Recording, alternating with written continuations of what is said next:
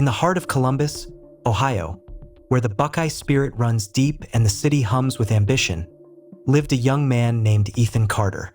At 24, Ethan was no stranger to struggle. Raised in a modest neighborhood near the Olentangy River, he grew up watching his single mother, Clara, work 2 jobs to keep food on the table. Clara was a nurse by day and a diner waitress by night, her hands calloused but her smile unwavering. Ethan admired her grit, but he also carried a quiet fear. What if his life never amounted to more than a paycheck-to-paycheck grind? Ethan wasn't a standout in high school. He wasn't the star quarterback or the valedictorian. He was just average. He played pickup basketball at the local rec center, dreaming of dunking like LeBron James, but his skills never matched his passion.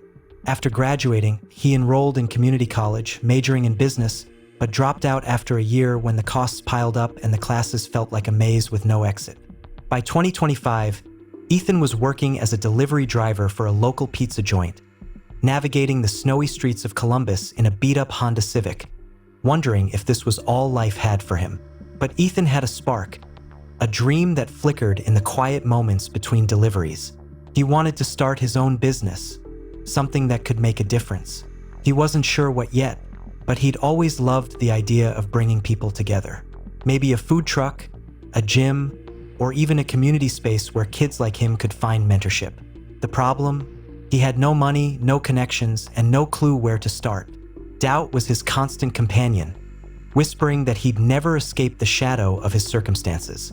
One chilly February evening, as Ethan delivered a pepperoni pizza to a house in German Village, he overheard a conversation that changed everything. The customer, a middle-aged man named Marcus Hayes, was hosting a watch party for the Ohio State-Michigan game. Marcus was a local entrepreneur who'd built a chain of fitness centers across the Midwest. As Ethan handed over the pizza, Marcus noticed the worn-out OSU hoodie Ethan wore and struck up a conversation. "You a Buckeye fan?" Marcus asked, his voice warm but commanding. "Born and bred," Ethan replied, managing a smile despite the long shift weighing on him. Marcus chuckled. "You ever think about doing more than delivering pizzas, kid? You've got a good vibe." Ethan hesitated. He wasn't used to strangers seeing potential in him. "I've got ideas," he admitted. "Just no way to make them happen." Marcus raised an eyebrow. "Ideas are the easy part. Execution's where most people quit. If you're serious, come by my gym tomorrow. I'm always looking for hungry people."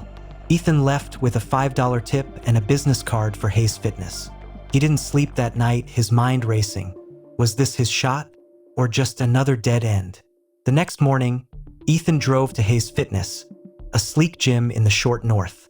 The place buzzed with energy, weights clanking, hip-hop blaring, and trainers shouting encouragement. Marcus greeted him like an old friend and offered him a part-time job as a front desk clerk. It wasn't glamorous, but it paid better than pizza delivery, and Marcus promised to mentor Ethan if he proved himself. Ethan threw himself into the work. He showed up early, stayed late, and soaked up everything Marcus taught him about business. Cash flow, customer retention, branding. But what stuck with Ethan most was Marcus's philosophy. Success isn't about talent.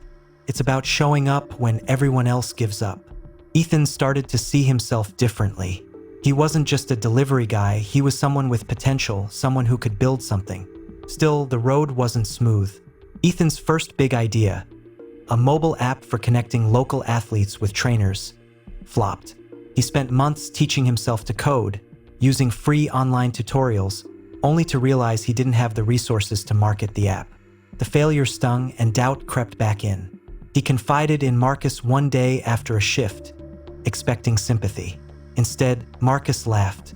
"Failure's not the end, Ethan. It's the beginning. Every successful person I know failed a dozen times first. The difference? They kept going." Inspired, Ethan pivoted. He noticed how many kids in his old neighborhood lacked access to sports programs. The rec center was underfunded, and parents couldn't afford private coaching. Ethan saw an opportunity. What if he could create a community sports league that was affordable, inclusive, and fun? He pitched the idea to Marcus, who loved it but challenged Ethan to make it real. "Ideas don't pay bills," Marcus said. "Show me a plan." Ethan spent weeks researching. He cold called local businesses for sponsorships, drafted budgets, and scouted locations. He even reached out to his old high school coach, Ms. Rivera, who agreed to help recruit volunteer coaches. But money was tight. Ethan was still living with his mom, saving every penny from his gym job. He applied for a small business grant through the city but was rejected. The rejection letter felt like a punch to the gut, and for a moment Ethan considered quitting. Then he remembered his mom, Clara, working those double shifts. He thought of the kids in his neighborhood, shooting hoops on cracked asphalt, dreaming of something bigger. He couldn't let them down. He couldn't let himself down. Ethan doubled down. He started a crowdfunding campaign, sharing his vision on social media. He posted videos of himself talking about the league, his voice shaky but earnest. To his surprise, the campaign gained traction. A local news station picked up the story, and donations poured in, $50 here, $100 there. A sporting goods store donated equipment. By summer, Ethan had enough to launch the Columbus Youth Sports League. The first season was chaotic. Fields weren't always available, and some parents complained about scheduling. But the kids, they loved it. Ethan watched shy middle schoolers blossom into confident athletes. He saw rivalries form, friendships grow, and parents cheer louder than they did at Ohio State games.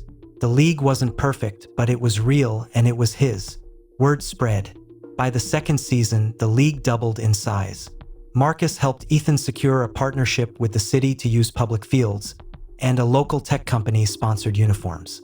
Ethan quit his job at the gym to focus on the league full-time, though he still drove for Uber on weekends to make ends meet.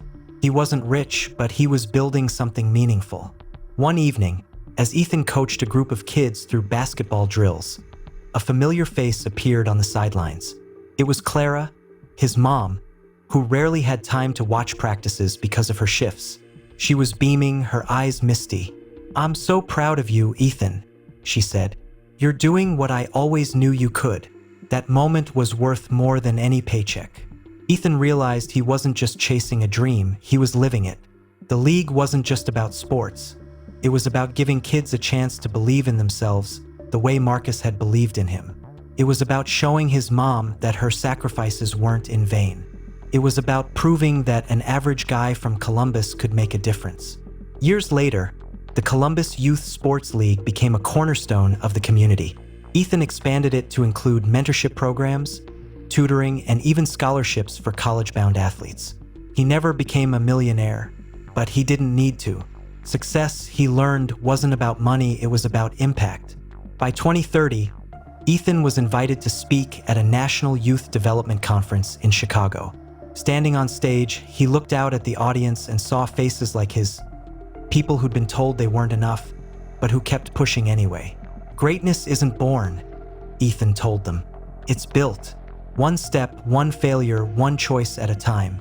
You don't need to be the smartest or the strongest.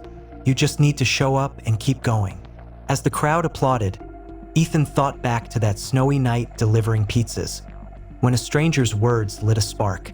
He thought of his mom's tired smile, the kids' laughter on the field, and the long nights spent planning. Every struggle, every doubt, every small win had led him here, and he knew, without a doubt, that the climb to greatness was worth every step.